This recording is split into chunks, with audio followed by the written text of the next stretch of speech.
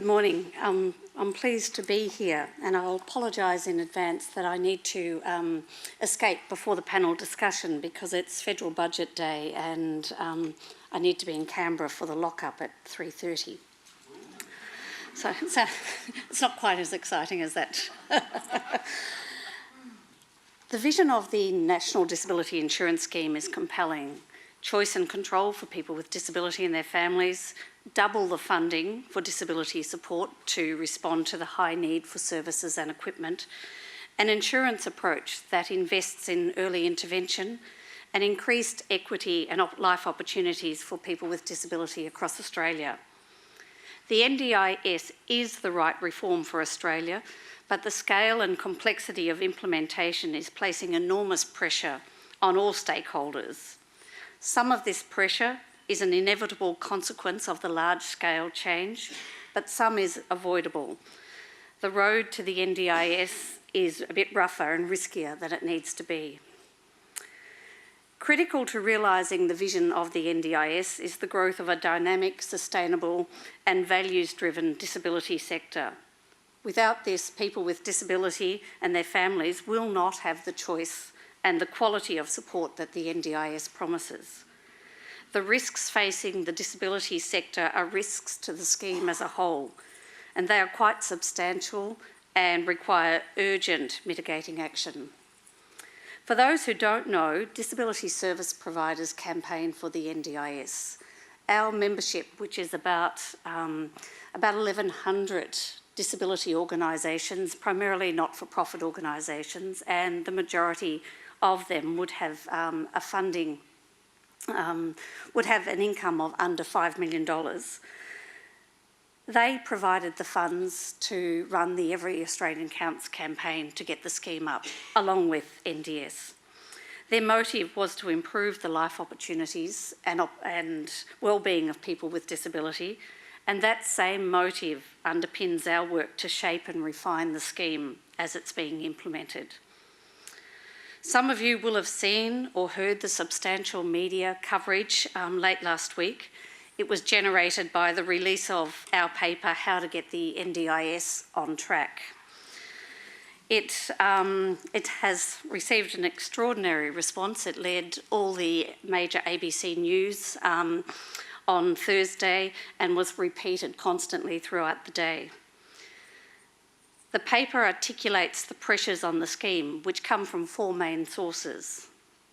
The first of those is speed. The NDIS is accelerating.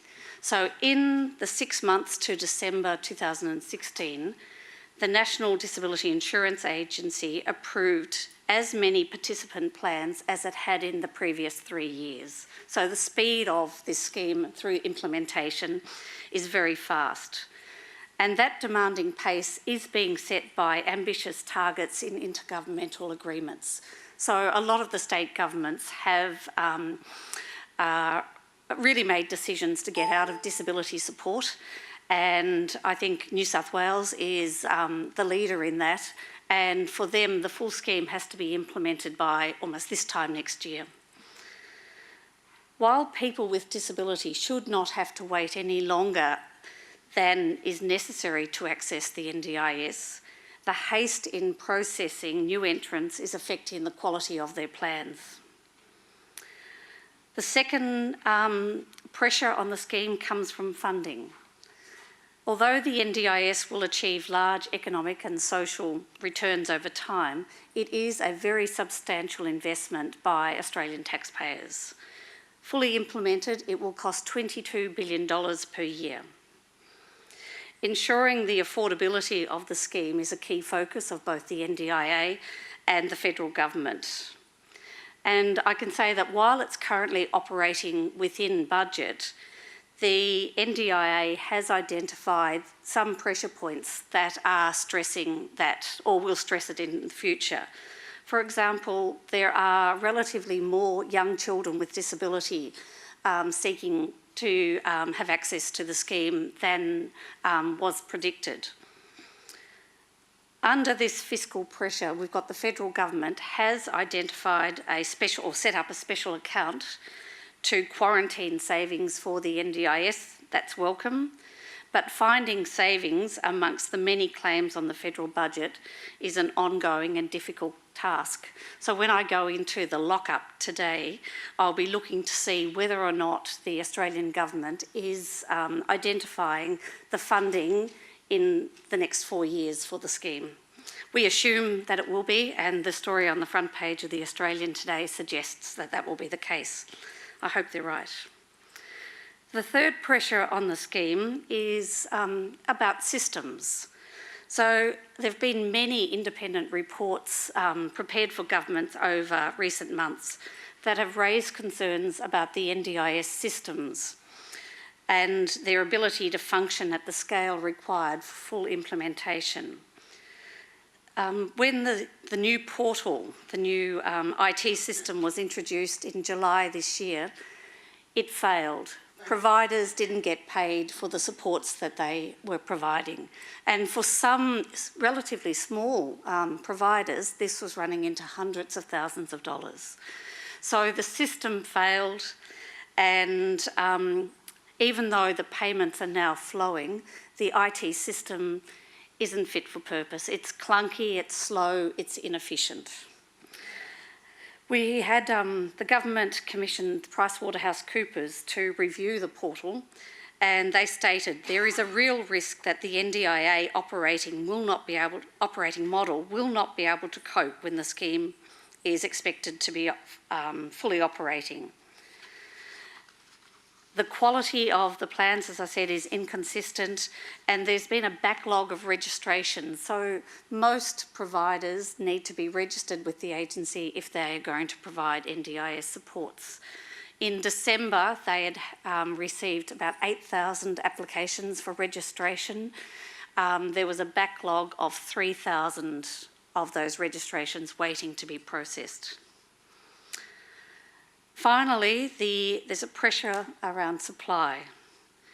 The government commissioned a report from a former senior New South Wales bureaucrat, Robin Cruck, into the review of the readiness for the NDIS for the full transition. She stated, in relation to the market and provider readiness, all documentation reviewed and interviewees highlighted high risk in this area. The reviewer recommends both immediate and short-term actions to strengthen mitigation and responses in relation to potential market failure or provider collapses, and to support provider readiness and market development. So most disability supports, the majority around the country, are provided by not-for-profit organisations. Some of those providers have operated in states whereby all unspent funds have had to be returned to government. They have not been able to build reserves, particularly in a state like Queensland. And so they've gone, with the rollout of the NDIS, they are going from a situation where they've generally been receiving block funding for up to 3 months in advance to being paid in arrears for services. For an organisation that doesn't have capital and doesn't have reserves, that is a huge struggle. The Australian National Audit Office reinforced this concern in November when they tabled their report on the transition of the NDIS market.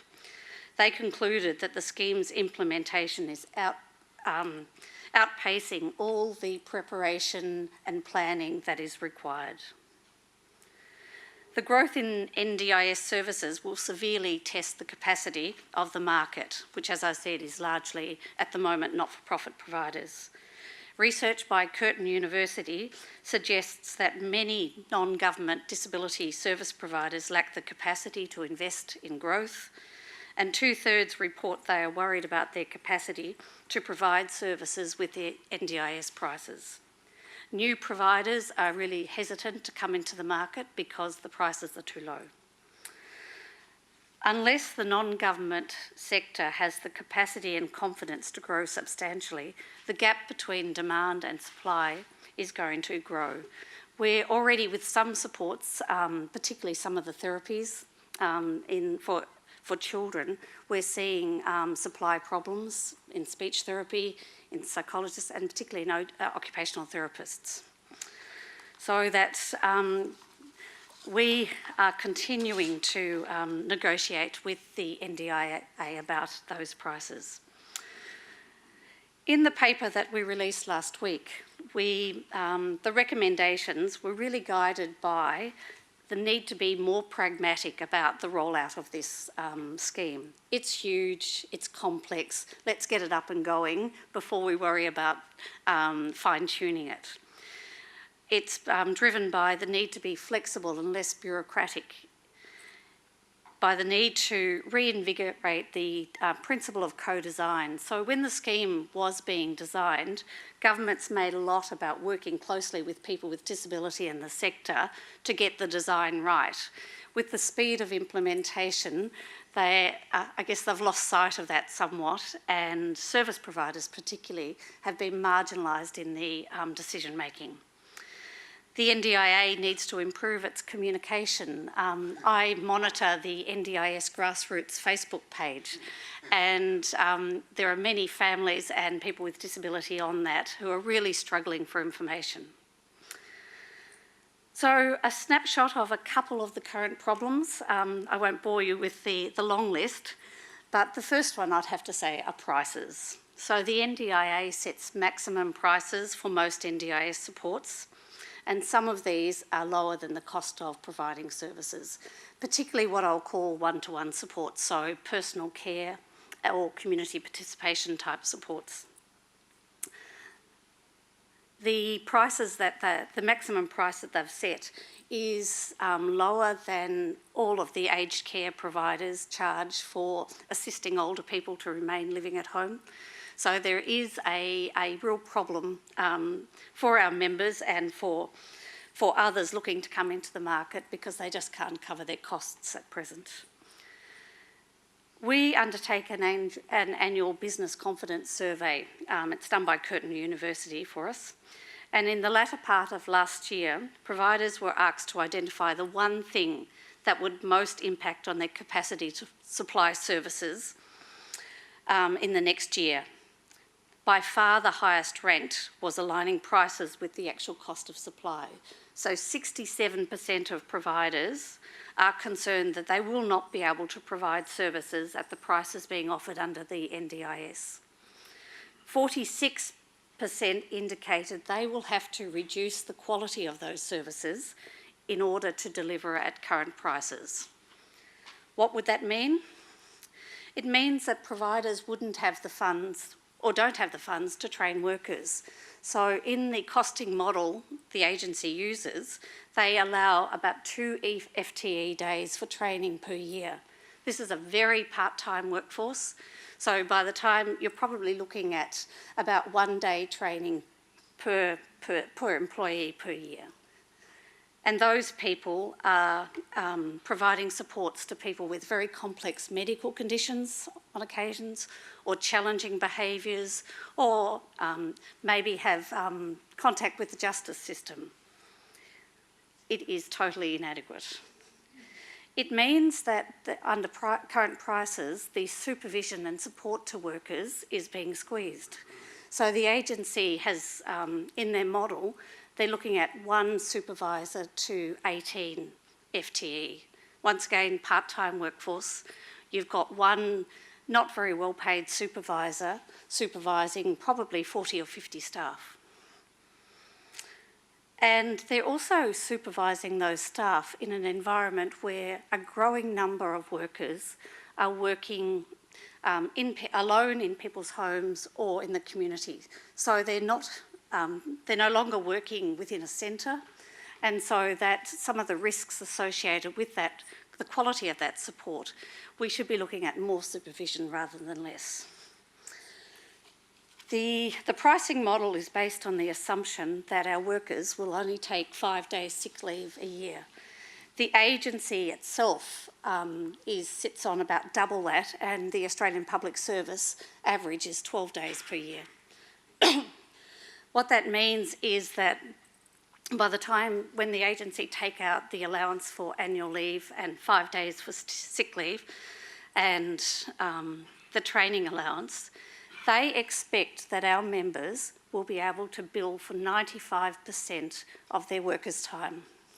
Now, there aren't any sectors around the country that can do that, so it's a major problem for us. So that a worker will get about 3 minutes an hour to deal with all the reporting, organising travel, contacting families.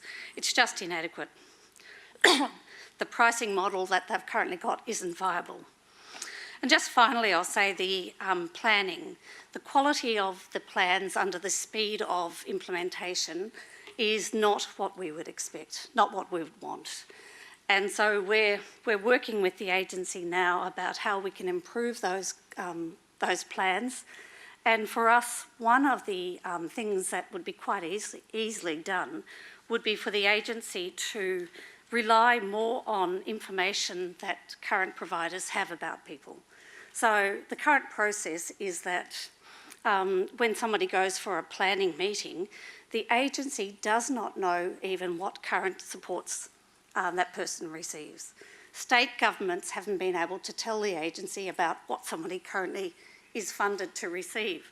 So a planner is in some ways working in the dark. They are new to the job, sometimes unskilled, and sometimes they won't even know what somebody's receiving. So my time's almost up. I just want to iterate that the NDIS really is the right reform. There are some fantastic stories coming out of the scheme, what people are able to achieve.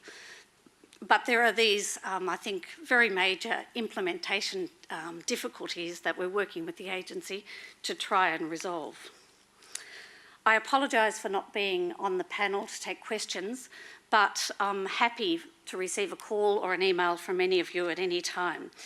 As my mother said, I will talk the NDIS till the cows come home. So thank you. I hope I do hear from some of you, because I'm sure some of you